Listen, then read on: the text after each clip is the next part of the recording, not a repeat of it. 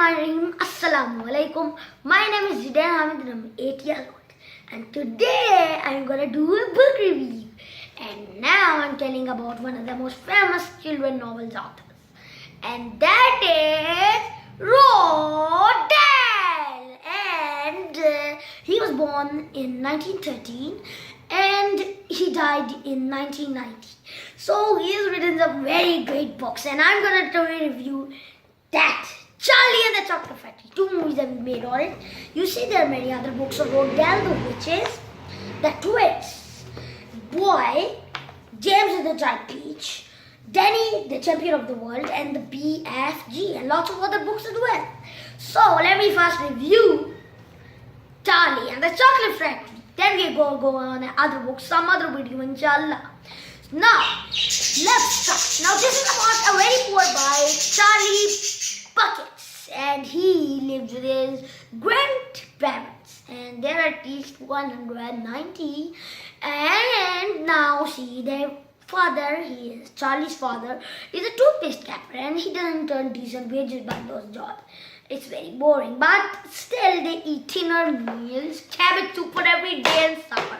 That is called poor. That's not the thing. Now, what means poor? It doesn't mean that I can't afford that toy with the money. It means that they are having the poor lifestyle. I mean that they're eating a bit thinner meals. They're starving, and they find money very toughly by jobs. That is, do jobs, but they find money very toughly, and they're living in a very thinner lifestyle. That's what called poor. So, as you know, Mr. Wonka, long-time owner of the chocolate factory, Wonka Bus, it's a real company. And then, he answered that it has been closed. It has been that chocolate factory has been closed for 15 years because he found out that spies were stealing his recipes. And then some other were copying his recipes and then making the same thing.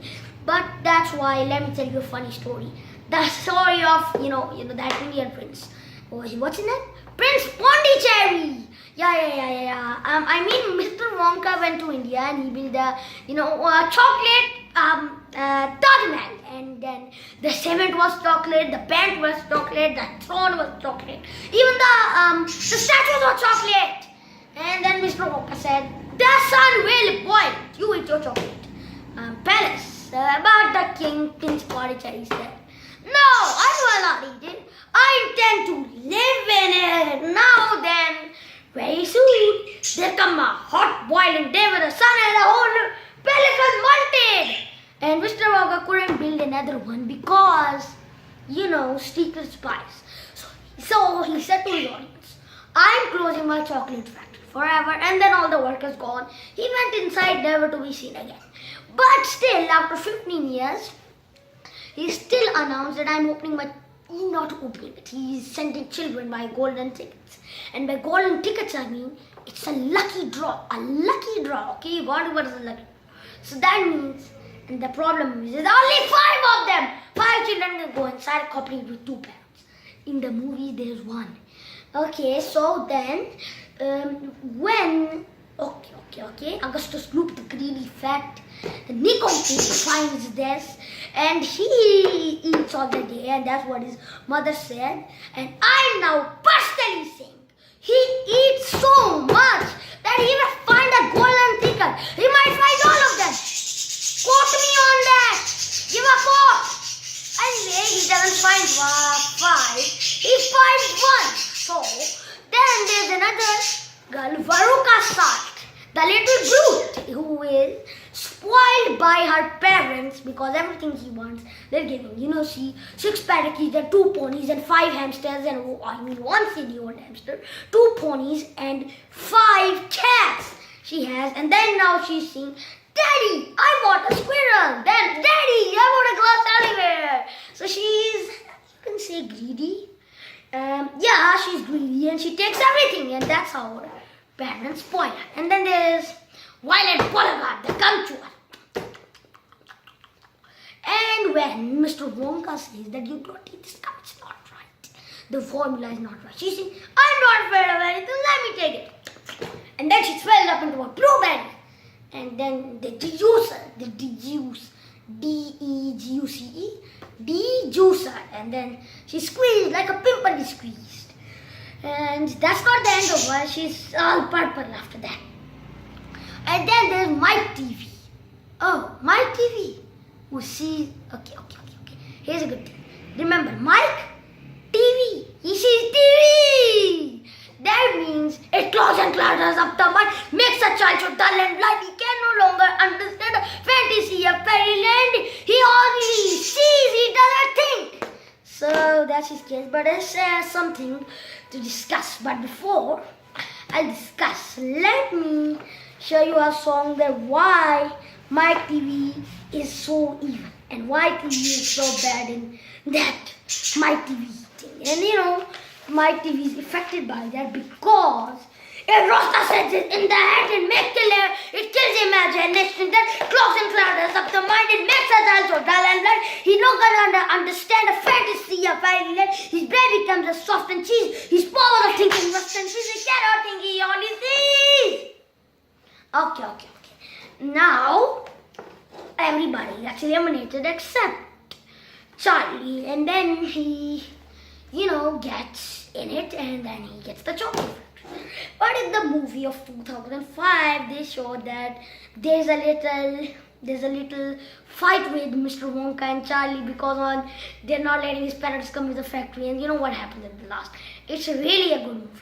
There's the 1971 movie too, in which Roald Dahl plays Willy Wonka himself. And I say you see the both movies, both are interesting.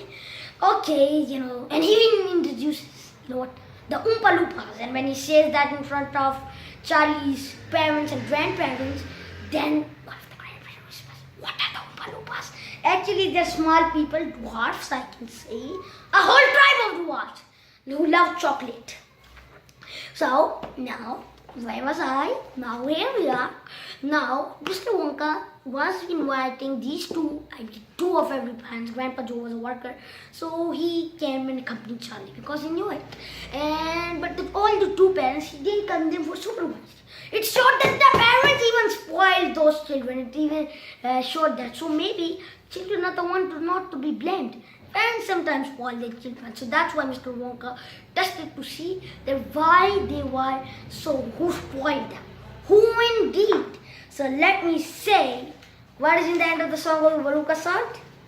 For though she spoiled it dreadfully so, a girl can spoil her who you know, who spoiled her, who indeed, who pained her, who her every need, who turned her into such a brat, who are the culprits, who did that.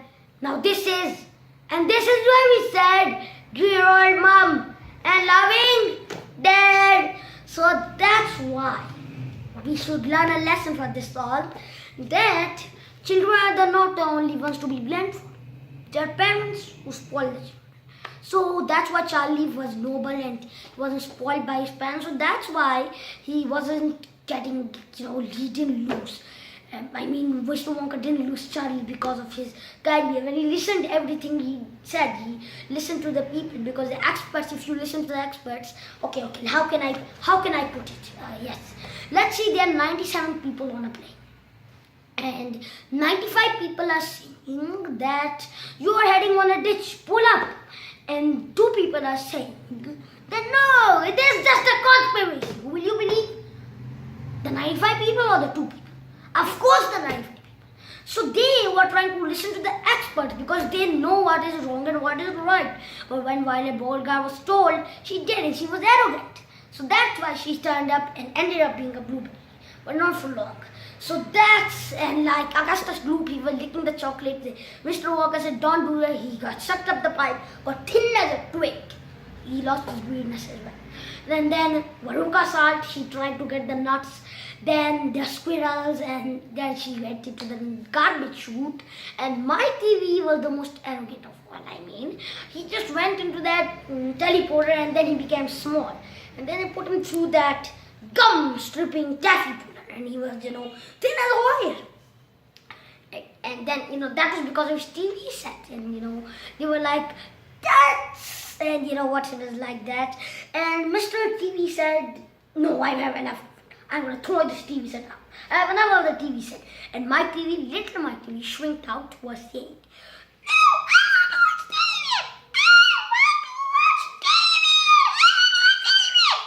TV! And he was trying to bite his mother's hands. And you know what happened? Mr. TV took my TV, and then my TV said, "No, I want TV set." And then he put him in the pocket, and my hey, my voice is good, but you know what happened? Because we can say that the people who are arrogant are also spoiled by TV, so it's also fault for TV a bit because she's also spoiled. And as you know, a person can't spoil herself, you know. So somebody, their parents or the TV spoiled my TV. That's all the fault of the TV. TV, it's funny, I know, but now what is the lesson? First, that the children are not spoiled by themselves. The parents will spoil their children if they are not noble. So their children will be arrogant. Second, follow the experts. They know what to do. I told you that ditch story. And third, the third thing is you have to work hard, and he worked hard. I mean, he didn't give up actually. He was finding two candy bars and no luck, but he still went on. He didn't give up. If he would give up, he would never go into that factory. But he didn't give up, so that's why he got that. And anyway, let me tell you one thing. When those, golden tickets came, everybody were rushing. Fully grown women were going into the streets and getting every candy bars, 20 candy bars a day. Then, in one city, a famous gangster robbed a bank of 1,000 pounds and drank all of them at Wonka bars. And when the police came to arrest him, they saw him sitting on the midst of the mountain. And then, we know what happened. He was sliding them off with a dagger to find a golden ticket. Now, then there was many other people who were doing that. There was even a professor who just, invented a machine. And then, the machine had a leg that got out any gold, a gold that had it anywhere. And when they got any gold, it was like the answer. But when he was showing it a little candy, a little counter, supermarket store, but then there was a gold filling in a duchess tooth. And then that leg snapped out and hit that, and then there was an awful moment. Very awful, I can tell you. That machine was smashed, and down you go, Professor. Bye-bye, Professor. Your machine didn't save the world. So, as you know, all the fire was found, and everything did not. But we can say sometimes machines are not the solution to everything. Anyway, have a good time until I come for the next review, The Witches. So, until that, subscribe to my YouTube channel and like my Facebook page. Jazakallahu khairan wa assalamu alaikum wa rahmatullahi wa barakatuh.